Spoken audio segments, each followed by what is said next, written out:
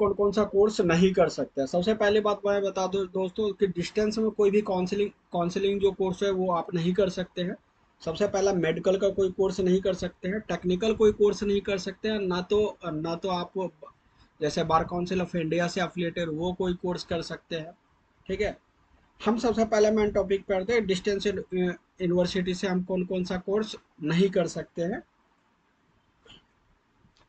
तो सबसे पहला आते हैं दोस्तों मेडिकल में जो सबसे पहला दोस्तों कोर्स जो होता है, डी फार्मा नहीं करते। इसमें इसमें प्रैक्टिकल की जरूरत होता है। बी फार्मा नहीं कर सकते हैं, एम फार्मा नहीं कर सकते हैं, बीएससी नर्सिंग नहीं कर सकते हैं, एमएससी नर्सिंग नहीं कर सकते हैं। ये सब डिस्टेंस में नहीं कर सकते हैं आप।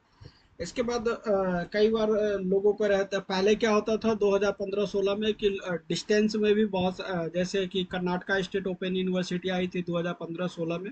तो उस टाइम पे टेक्निकल कोर्स भी डिस्टेंस में हो रहा था। उसके बाद ही यूनिवर्सिटी डीईबी ने पहले इसका वेबसाइट, डीईबी का पहले नाम था डिस्टेंस एजुकेशन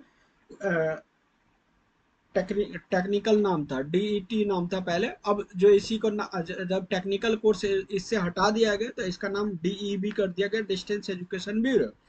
तो डिस्टेंस एजुकेशन ब्यूरो ने डिसाइड किया कि कोई भी टेक्निकल या कोई भी काउंसिल कोर्स नहीं हम करवाएंगे डिस्टेंस में। तब से ही कोई भी काउंसिलिंग कोर्स डिस्टेंस में नहीं होता है।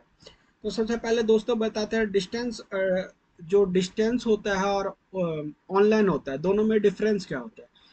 उसको शॉर्ट फॉर्म में हम कहते हैं ओडीएल और ओएल। ओडीएल जो होता है दोस्तों ऑनलाइन डिस्टेंस लर्निंग मोड होता है, ओएल जो होता है ऑनलाइन लर्निंग होता है। इस दोनों में जो डिफरेंस होता है, ऑनलाइन ओडीएल में जो होता है आपको रिकॉर्डेड लेक्चर नहीं मिलता है, और जबकि ओएल में जो है आपको रिकॉर्डेड लेक्चर दी जाती है। बात करते हैं टेक्निकल में आप कौन कौन सा कोर्स नहीं कर सकते। टेक्निकल में जैसे डिप्लोमा होता है, डिप्लोमा में आप जैसे इलेक्ट्रिकल हो गया, इलेक्ट्रिकल का बच्चा अगर उसको प्रैक्टिकल नॉलेज ही नहीं होगा तो वो वायरिंग कैसे करेगा।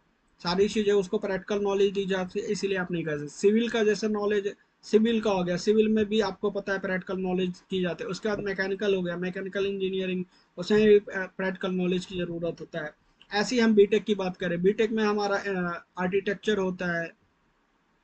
इसके अलावा इलेक्ट्रॉनिक्स एंड कम्युनिकेशन होता है, उसमें भी प्रैक्टिकल की ज़रूरत होती है।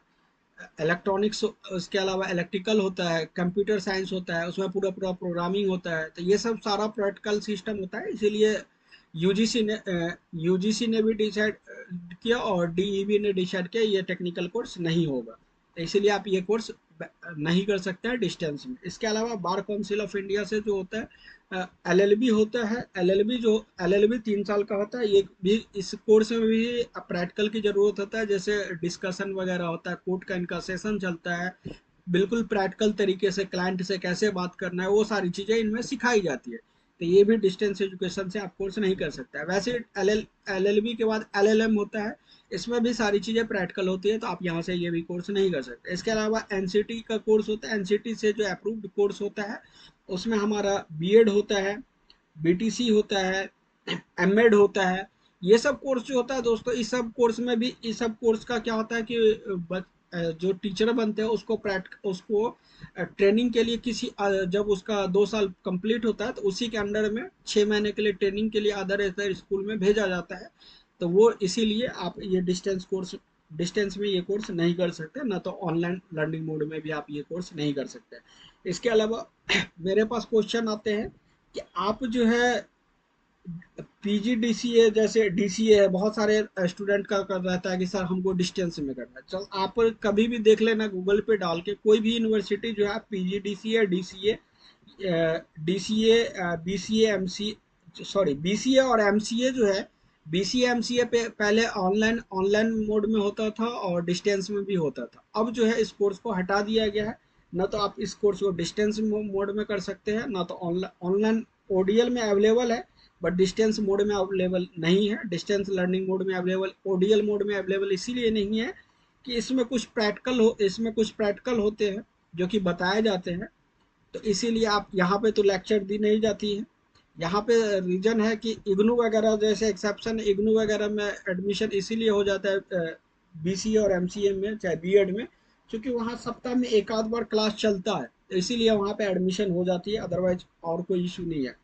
और इसको आप ओएल ओएल में ऑनलाइन लर्निंग मोड में एडमिशन ले सकते हैं बीसीए और एमसीए में। रीजन है कि वहाँ पे आपको रिकॉर्डेड लेक्चर दी जाती है और उसका प्रैक्टिकल वगैरह आपको जो चीज़ें वहाँ बताई जाएगी।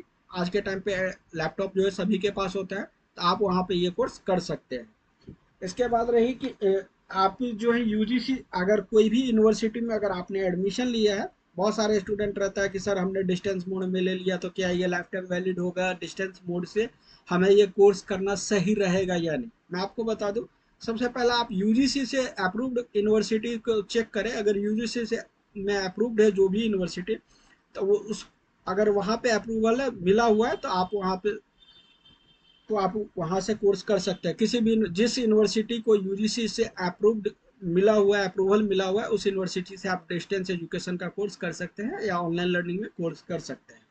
इसके अलावा डिस्टेंस अगर एडमिशन लेते हैं उसमें आपको क्या क्या जरूरी चीज़ें बातों का ध्यान देना चाहिए। सबसे पहला है यूजीसी, यूजीसी से अप्रूवल मिला होना चाहिए। डीईबी का, डिस्टेंस एजुकेशन ब्यूरो का अप्रूवल मिला होना चाहिए। और किसी भी यूनिवर्सिटी में एडमिशन लेने से पहले आपको एक बात का ध्यान हमेशा रखें, नेक ए प्लस का ग्रेड तो होना ही चाहिए। और 1 to 100 के बीच में उस यूनिवर्सिटी का ग्रेडिंग होना चाहिए। नैक ए प्लस नहीं हो तो नैक ए का ग्रेडिंग भी होना जरूरी है, तभी उस यूनिवर्सिटी में एडमिशन ले, अदरवाइज एडमिशन ना ले। इस वीडियो में मैंने आपको सारी इन्फॉर्मेशन दी है। अगर कोई भी इन्फॉर्मेशन रह गया तो आप नीचे कमेंट में कमेंट करें, मैं आपका रिप्लाई जरूर करें। अगर इस चैनल पर नया है तो इस चैनल को सब्सक्राइब करें और ये वीडियो को अपने फैमिली फ्रेंड के साथ शेयर करें ताकि उन्हें भी इन्फॉर्मेशन मिल सके। Thank you.